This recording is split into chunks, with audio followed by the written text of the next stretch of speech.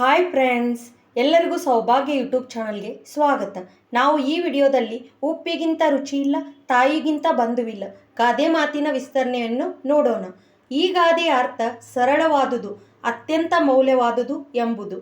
ಅಡುಗೆಯಲ್ಲಿ ಉಪ್ಪಿಲ್ಲದೆ ಆಹಾರಕ್ಕೆ ರುಚಿಯೇ ಇರದು. ಉಪ್ಪು ಕಡಿಮೆ ಇದ್ದರೂ ಹೆಚ್ಚು ಇದ್ದರೂ ಅಡುಗೆ ಚೆನ್ನಾಗಿರುವುದಿಲ್ಲ. ಅಷ್ಟೇ ಮುಖ್ಯವಾದುದು ಉಪ್ಪು.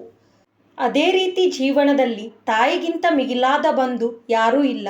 ತಾಯಿ ಮಕ್ಕಳನ್ನು ಪ್ರೀತಿಯಿಂದ, ತ್ಯಾಗದಿಂದ, ಯಾವುದೇ ಪ್ರತಿಫಲವನ್ನು ನಿರೀಕ್ಷಿಸದೆ ನೋಡಿಕೊಳ್ಳುತ್ತಾರೆ.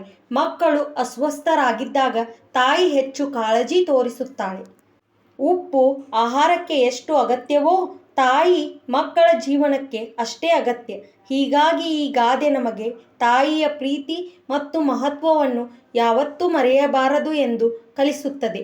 ಈ ವಿಡಿಯೋ ನಿಮಗೆ ಇಷ್ಟವಾದಲ್ಲಿ ಲೈಕ್ ಮಾಡಿ, ಶೇರ್ ಮಾಡಿ, ಸಬ್ಸ್ಕ್ರೈಬ್ ಮಾಡಿ. ಧನ್ಯವಾದಗಳು.